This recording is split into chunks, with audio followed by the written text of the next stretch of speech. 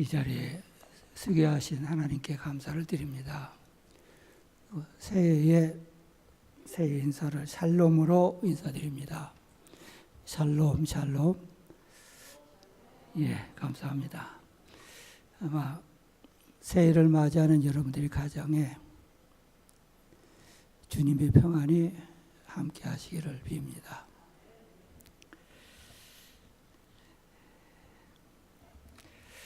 부족한 사람이 심우하던 교회에 명문대학을 나온 집사님이 계셨는데 이분이 개인으로 사업을 했습니다. 사무실도 있고 공장도 갖춰 있었습니다. 그런데 IMF 때에 그만 파산이 되고 말았습니다. 이쯤 되니까 하나님이 원망스럽고 또 하나님이 없는 것 같기도 하고 시생활이라고 하는 희망이 보이지 않으니까 죽음을 생각하게 되었다고 합니다. 막상 죽으려고 하니까 하나님이 없는 것 같이 여겨지던 그 하나님이 두려운 하나님으로 생각이 들어서 자살을 못했다고 합니다. 그러면서 이 세상에 종말이 온다고 하는데 종말이 언제쯤 올 것인가, 또 어떻게 올 것인가 라고 하는 갑자기 궁금해서 요한계시록을 읽게 되었습니다. 한 번 읽어도 잘 이해를 할 수가 없어서 반복해서 몇 번을 읽는 중에 요한계시록의 결론에 도달하게 된 것입니다. 요한계시록은 하나님께서 인간에게 주시는 마지막 말씀이고 마지막 경고의 말씀이다 라고 하는 결론을 가지고 저한테, 이 목사인 저한테 이 결론이 맞습니까? 라고 확인을 하는 것입니다. 그렇습니다. 요한계시록은 초대 7교회에 보내는 종말론적 말씀인 동시에 오늘 현대교회에 주시는 마지막 말씀이고 또 마지막 경고의 말씀이 되는 것입니다. 또한 요한계시록에 있는 7교회는 시대를 초월한 모든 교회를 대표하고 있고 과거, 현재, 미래의 모든 교회를 내용적으로 분석하면은 이 요한계시록 7교회의 유형으로 지금도 분리할 수 있다 그 말입니다. 오늘 소문학교회는 가장 특징적인 교회로 알려지고 있습니다. 요한계시록에 있는 7교회를 자세하게 읽어보면은 책망도 있고 칭찬도 있습니다. 그런데 소문학교회만은 책망받은 일이 한 번도 없습니다. 그래서 소문학교회를 교회 중에 가장 대표적인 교회라고 말하고 또는 모범적인 교회라고 말하고 훌륭한 교회가 되는 것입니다. 오늘 본문을 보면 소문학교회가 환난을 겪고 있습니다. 여기서 말하는 환난이란 전쟁이나 기근이나 질병이 아닙니다. 주 64년경에 우리가 잘 아는 로마 네로 황제의 로마의 대화재 사건으로 시작해서 그 당시 기독교가 커다란 대핍박, 박해를 받는 것이 아니겠습니까? 교회가 겪는 환난, 핍박과 고문과 죽음이었습니다. 요즘 예수를 믿어서 평안하다, 잘 산다, 복을 받는다 라고 하는 말과는 정 다른 것 같습니다. 오늘날 우리 그리스도인들이 이 점을 좀 생각할 필요가 있습니다. 그런데 여기에 더욱 어려운 문제가 하나 있습니다. 예나 지금이나 고난받는 사람한테는 공통된 한 가지의 소원이 있는데 비록 건드기 어려운 고난을 당할지라도 누군가가 내 진실만 알아주면 내 마음만 알아주면은 그래도 된다고 합니다. 그래도 참을 수가 있다고 합니다. 그래서 인간의 가장 큰 고통은 내 진실이 짓밟힐 때에 이게 가장 고통스럽고 부끄럽다고 말합니다. 그렇습니다. 소문화 교회도 가장 큰 고통이 바로 여기에 있었습니다. 온갖 환난을 당하는데 하나님도 침묵하시는 것 같고 또 하나님이 없는 것 같기도 했습니다. 이때가 가장 어려운 때라고 하는 사실입니다. 오늘 본문의 말씀대로 거짓된 자들의 행패가 있고 거짓된 자들이 득세하고 있습니다. 뭐 지금이나 그때나 세상이 악하면은 그렇지 않습니까? 하나님을 섬기는 위선자들이 그 당시 교회의 지도자들이 되었습니다. 그래서 오늘 본문에 보면은 가칭 유대인들이라고 하는 이 무리들이 실상은 사탄의 무리들이라고 규정짓고 있습니다. 그렇습니다. 겉으로는 하나님이 없는 것 같이 보입니다. 그러나 주님은 다 알고 계셨다라고 오늘 본문에서 분명히 말씀하고 있습니다. 본문 9절 말씀 보세요. 내가 내 환난과 궁핍을 아느니 내가 그 실상을 다 알고 있다.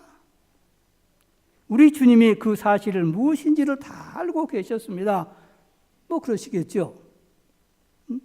서문학교회가 당하는 고난, 선화교회의 진실, 그 행의 충성 믿음 다 알고 계셨습니다. 궁핍도 알고 계셨고 가난도 원수도 다 알고 계셨고 누가 위선자인지도 다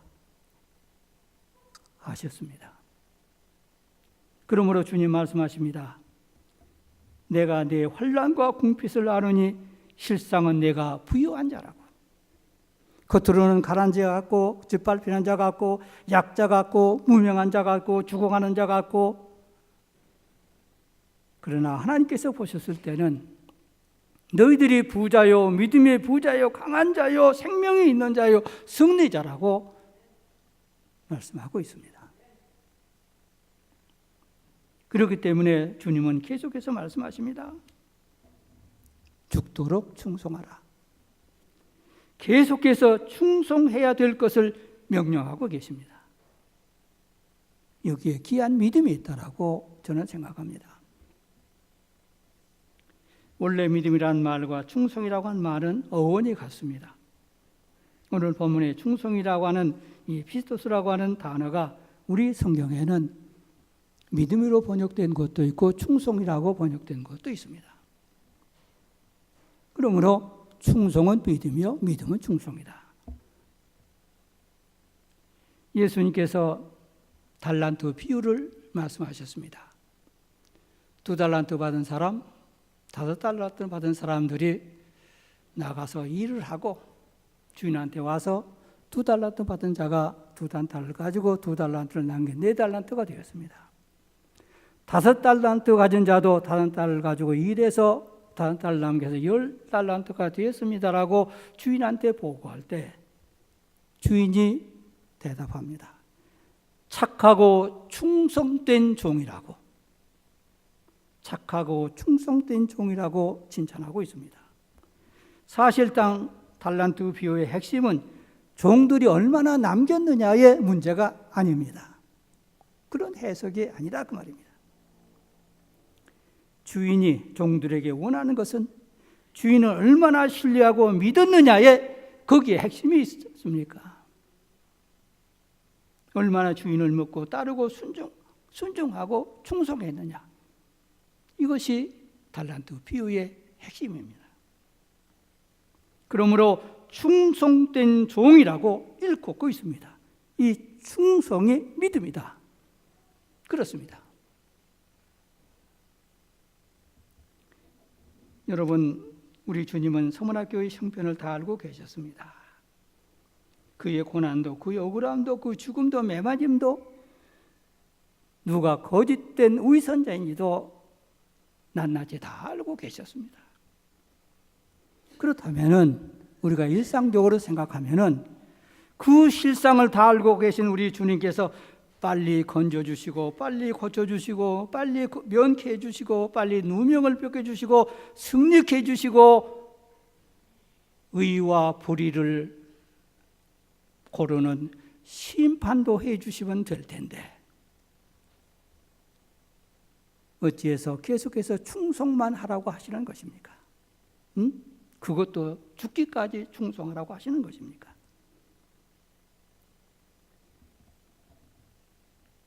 오늘 우리에게 주시는 말씀이 여기에 있습니다. 죽도록 충성하라. 오늘 이 말씀을 저는 이렇게 늘 해석해 왔습니다. 내가 내 실상을 다한다. 내가 주님이시죠. 너의 모든 실상을 다 알고 있다. 그러니 그대로 죽어라. 이것이 오늘 본문의 말씀입니다. 개인적으로나 교회적으로나 모든 것을 다 알고 내가 있다. 그러니 그대로 죽어라. 이게 믿음이요, 이게 충성이라고 말씀하고 있습니다. 몇 년 전에 제가 아는 분이 모든 절차를 다 마치고 장로, 장님만 기다리고 있던 분이 계신데 저에게 물어왔습니다. 목사님, 이제 제가 장로, 장님을 봤는데 장로가 되면 어떻게 하면 더 장로를 잘할 수 있습니까? 라고 묻습니다. 아마 장로가 되면 교회를 잘 섬기고 일을 더 잘하기 위해서 저한테 물어봤겠죠. 이분은 제가 청년 때부터 아는 분입니다. 내가 그랬습니다. 내가 교회에서 생활해 보니 교회는 좋은 일보다, 기쁜 일보다 슬프고 어렵고 고통스러운 일이 너무 많더라. 그때마다 어떻게 하겠느냐? 이분이 대답합니다. 기도를 열심히 해야죠. 그 어느 때보다도 기도를 더 많이 하겠습니다. 그래. 그리고 내가 책임질 일이 있으면은 책임까지 지야지요. 아주 제가 듣기에는 원론적인 정답을 한 것입니다. 그래서 다시 말했습니다. 구체적으로 어떤 기도를 할 거냐? 내가 성도님들이 기도를 다 할 수는 없지만은 교회에 어려운 일이 있으면 대부분은 이렇게 기도하는 것 같더라. 면케해 주세요. 빨리 해결해 주세요. 고쳐주세요. 누명을 벗게 해주세요. 승리케 해주세요. 화목케 해주세요. 하나 되게 해주세요. 잘잘못을 가려서 빨리 공의로우신 하나님 재판까지 심판까지 해주세요. 그래서 우리 교회가 부흥되게 해주세요. 또 그 어려운 문제가 마귀의 역사라면 악한 마귀를 빨리 물리쳐 주세요. 라고 대부분은 이렇게 기도하는 것 같더라. 그러나 교회의 지도자는 그런 보통 기도를 드리는 교회 지도자는 교회 지도자가 될 자격이 없다. 죄송합니다. 제가 단호히 말했습니다. 제가 잘 아는 청년이니까요. 사람이니까요. 교회에 어려운 문제가 있으면은 그 어려운 문제에 해결하기 위해서 내가 제물이 되겠습니다. 그렇게 기도해야 된다. 교회에 어려운 문제 있으면 그 어려운 문제에 해결하기 위해서 내가 미랄이 되겠습니다. 그렇게 기도하고 실천하는 것이 지도자다.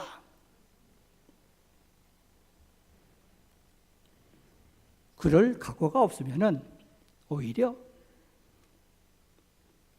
본인에게 장로라고 하는 것이 더 해가 된다. 제가 거침없이 말했습니다. 잘하니까요. 이쯤 이야기를 하니까 말을 하니까 이 장로 되실 분이 얼굴이 달라져요. 그렇지 않겠습니까? 자기로서는 지금 어떤 꿈이 부풀어 있는데 장로가 되면은 교회를 좀 새롭게 부흥시키고 무엇도 하려고 하는 그런 뭐가 다 있는데 제가 이게 초를 치는 경이 됐잖아요. 이게 그래서 제가 미안하다. 내가 좋은 말을 못해서 미안하다. 그러나 우리 주님이 이렇게 말했다. 예수님이 직접 이렇게 말했다. 죽고자 하는 자는 살 것이요 살고자 하는 자는 죽으리라고 예수님 말씀하시지 않느냐. 죽음을 각오하니 안 되는 일이 없고 죽음을 각오하니 죽는 것이 아니라 더 살더라. 죽음을 각오하니 죽는 것이 아니라 오히려 더 큰 은혜를 받고 더 큰 믿음을 갖고 더 큰 지혜를 얻고 더 큰 능력을 얻고 더 큰 복을 받더라. 이게 나의 경험이다. 분명히 말했습니다. 여러분 지금까지 신앙생활하면서 이런 경험 없으십니까?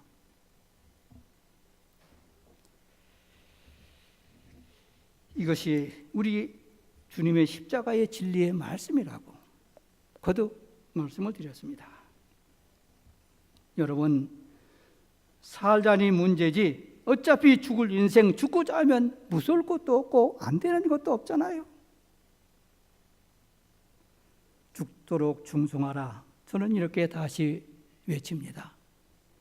똑바로 죽어라.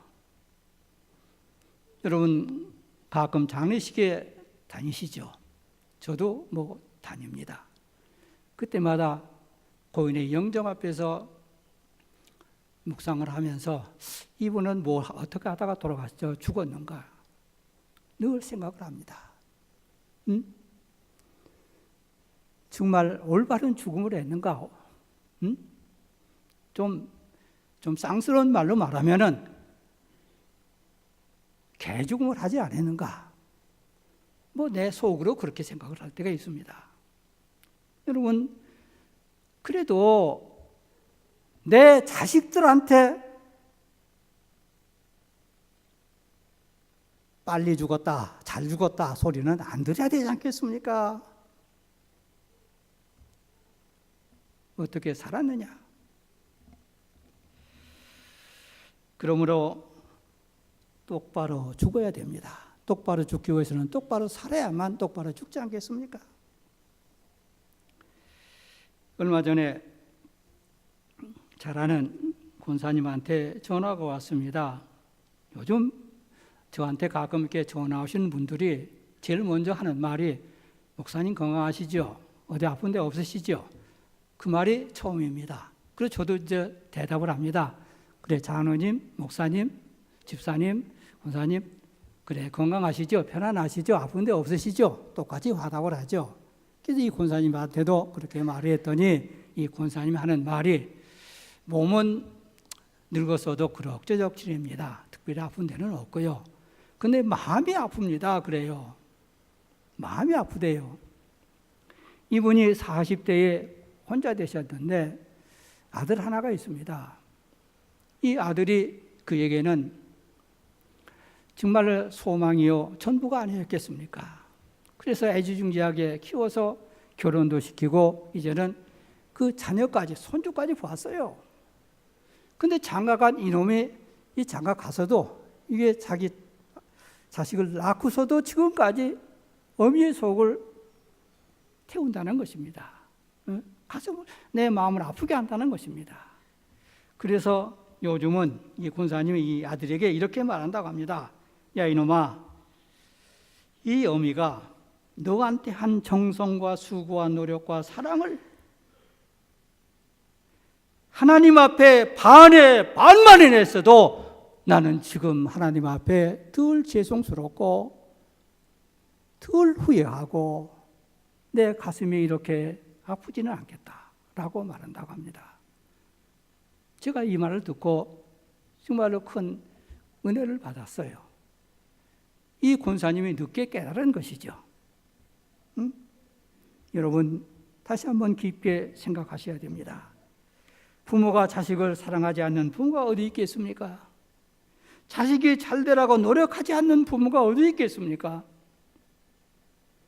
그러나 노력한 것만큼 자식이 잘 되느냐고 하는 의문입니다.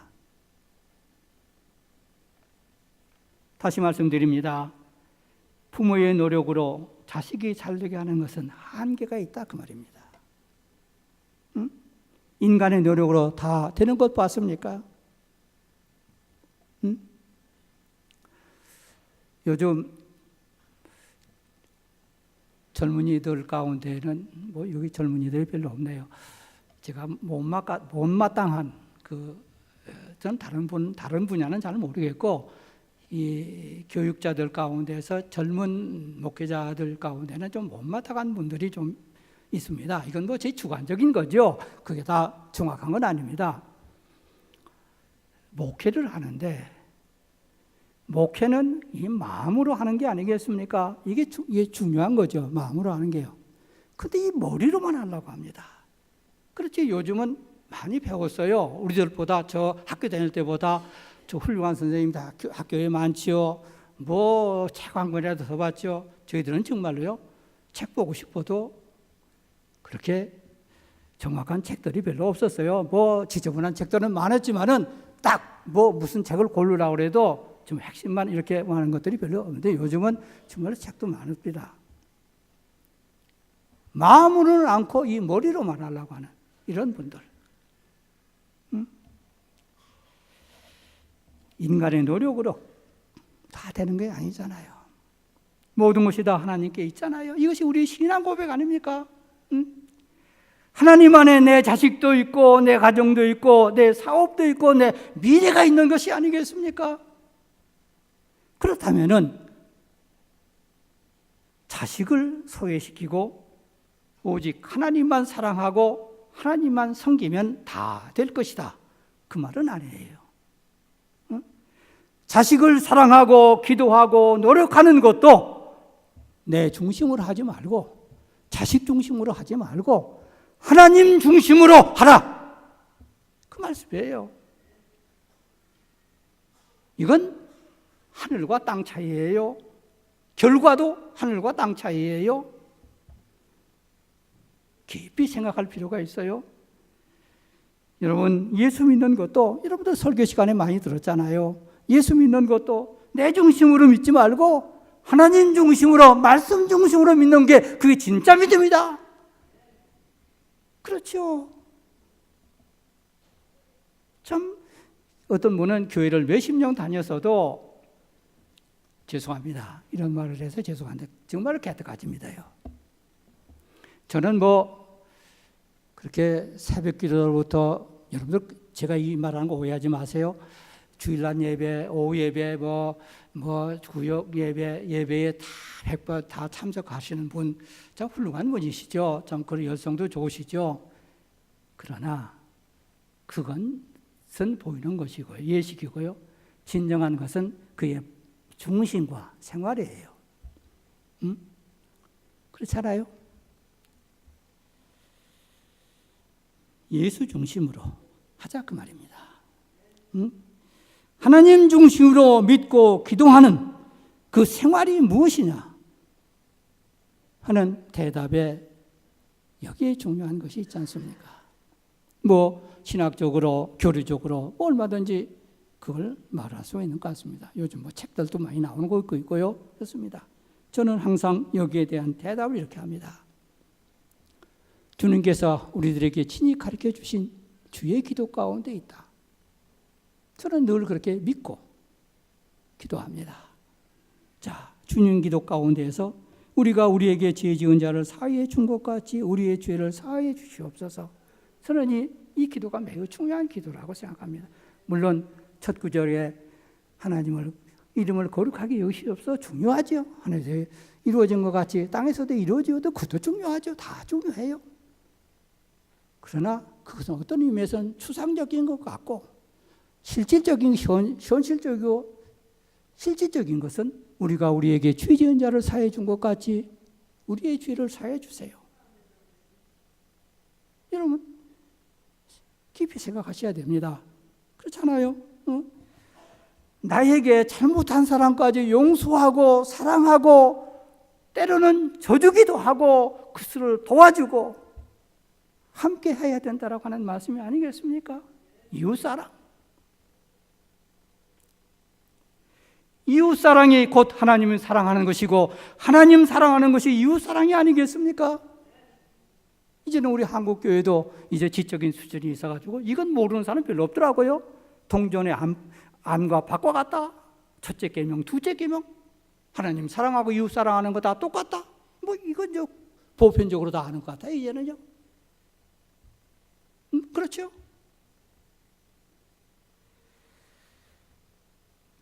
여러분, 남을 배려하고 돕고 섬기고 사랑하고 화목하는 것, 이 생활이 현실적이고 가장 저희들이 해야 할 일이 아니겠습니까? 이것이 궁극적으로는 하나님을 사랑하는 길이고 하나님을 섬기는 게 아니겠습니까? 제가 신고하던 교회에 어떤 권사님이 계신데 그 권사님은 지금 미국에 가 계십니다. 가끔 전화하는데 그 권사님이 이런 말씀을 하신 것이 지금도 기억이 납니다. 나는 예수를 지금 몇십 년간 믿었는데 권사 직분을 받아서 몇 년이 됐는데 내가 지금까지 예수님 한 번도 본 적도 없고 남들은 뭐 꿈에 나타나서 예수님 보았다고 그러고 기도할 때 신령한 뭘 보았다고 그러는데 나는 그런 체험도 없다. 그러나 교회에 지도자들이 예수님이라고 나는 늘 믿고 생각한다. 섬긴다. 어떻게 생각하면요? 교육자 잘 섬기라 그 말 같죠? 저는 그렇게 생각하지 않아요. 하나님은 보이지 않기 때문에 어떤 면에서는 추상적이잖아요. 이게요. 그러나 하나님께서 네 이웃을 사랑하라. 요한복음 13장에 볼까 하면 뭐라고 그랬습니까? 예수님께서 내가 새 계명을 주노니 서로 사랑하라. 그래야만 내 제자가 된다. 이 중요한 말씀 아니에요. 새 계명이라고 그랬어요. 이웃 사랑이 하나님 사랑, 하나님 사랑이 이웃 사랑이죠. 여기에 진정으로 나도 잘 되고 너도 잘 되고 내 자식도 잘 되고 남의 자식도 잘 되게 하는 것이 아니겠습니까? 이게요. 죽도록 충성하라. 그리하면 생명의 관을 얻으리라. 여기서 생명이란 영원한 생명을 의미합니다. 본문 11절 말씀을 보세요. 이기는 자는 두째 사망의 해를 받지 아니하리라. 두째 사망, 그리고 첫째 사망은 육신의 죽음을 의미하면은 두째 사망은 영혼의 사망이라고도 해석할 수 있고 지옥불에 떨어지는 것도 두째 사망이라고 해석할 수도 있습니다. 그러니까 두째 사망의 해를 받지 아니하리라. 두째 사망을 없다 그 말입니다. 영원히 사는 생명으로 관을 얻으리라. 요즘은 또 관이라고 번역되어 있어요. 옛날에는 면류관이라고 그랬는데 영어 성경에는 크라운, 왕관이라고 번역되었습니다. 영원한 생명 위에 면류관을, 왕관을 주시겠다 약속하셨습니다. 왕관, 왕이 쓰는 관, 뭡니까 이게? 뭐 간단하게 말하면 저는 이렇게 생각합니다. 명예와 권세입니다. 뭐 권세에 대해서는 전 잘 모르겠고요. 명예는 이게 중요한 것입니다. 인간의 정말 명예가 중요한 것입니다. 어떤 사람은 명예를 생명처리 여기는 사람이 있습니다. 명예. 또 이 명예라고 하는 것을 또 쉽게 말하면 자랑이고 자존감입니다. 자존감. 하나님께서 나의 자존감을 세워주시겠다 그 말입니다. 존재감을 세워주겠다 그 말입니다. 그래 너희들이 세상에 살 때에 죽도록 충성하니라고 내 자존심도 다 죽이고 죽기까지 내가 정말 희생당하고 짓밟히고 요구도 먹고 약한 자가 되고 발로 체인받고 요구도 먹고 그랬는데 이제는 하늘나라에 와서 내가 너희들의 존재감을 세워주겠다 그 말씀 아시겠어요? 그것도 영원토록 이 상급을 주시겠다. 생명의 면류관을 주시겠다. 말씀하고 계신 것입니다. 말씀을 맺겠습니다. 죽기까지 충성하라. 이 말씀을 들으면은 어떤 분은 오해를 합니다. 예수님의 제자들처럼 목배임을 당하고 십자가에 처형당해서 순교자가 되라고 하는 말처럼 그래야만 되는 것처럼 생각하는 사람도 있습니다. 물론 신앙의 절정은 순교니까요. 그런데 저는 좀 광범위하게 일반적으로 이렇게 생각합니다. 순교자에 대해서. 예수님 중심으로 살다가 죽으면은 다 순교자가 되는 게 아니겠는가? 저는 그렇게 생각을 합니다. 여러분, 성경에서 말하는 악한 자란, 죄인이란, 우리가 말하는 도덕적인 죄를 짓는 그 사람을 우리는 악한 자, 죄인이라고 생각하기 쉽습니다. 물론 그 사람도 다 해당되죠. 살인죄, 도둑질, 뭐 한 사람들 다 되죠. 그러나 좀 더 넓게 말하면 이렇습니다. 내 중심으로 살고 내 중심으로 예수 믿고 내 중심으로 기도하는 사람은 이게 다 악한 사람입니다. 목사가 됐든지 장로가 됐든지 관계없어요. 무슨 직위가 무슨 필요가 있습니까? 하나님은 내 중심으로 한 것이 다 악한 거예요. 다 예수님 중심으로 한 것만이 이게 선한 것이요. 이게 믿음이라고 하는 것. 하나님께서 인정하는 믿음이라고 하는 것. 그러므로 예수님 중심으로 살다가 죽으면 순교자가 아니겠습니까? 어차피 죽을 인생 예수님 중심으로 살다가 죽으면 얼마나 큰 영광입니까? 이거보다 더 큰 영광이 없잖아요. 모르겠어요. 저는 이제 나이가 많아서 죽을 날이 가까우니까 더 그러는지는 모르겠습니다만은 젊은이들이야 뭐 모르겠습니다. 저는 젊은이들도 분명히 그렇다고 생각을 합니다. 여러분, 가능케 하는 것이 진실입니다. 진실이 따로 없어요. 내게 주신 은혜를 아는 것이 믿음이요 그 은혜에 응답하는 것이 충성입니다. 성경은 말씀하십니다. 내 마음을 다하고 성품을 다하고 힘을 다하여 주 너희 하나님을 사랑하라고. 이것이 첫 번째 계명이라고. 이 첫 번째 계명을 더 강조하는 말씀이 오늘 본문의 말씀, 죽도록 충성하라고 하는 말씀이 아니겠습니까? 더 강조된 말씀. 죽도록 충성하라. 죽기까지 충성하라. 이 믿음으로 나와 여러분들이 살기를 간절히 바랍니다. 기도하겠습니다. 창조주 되시고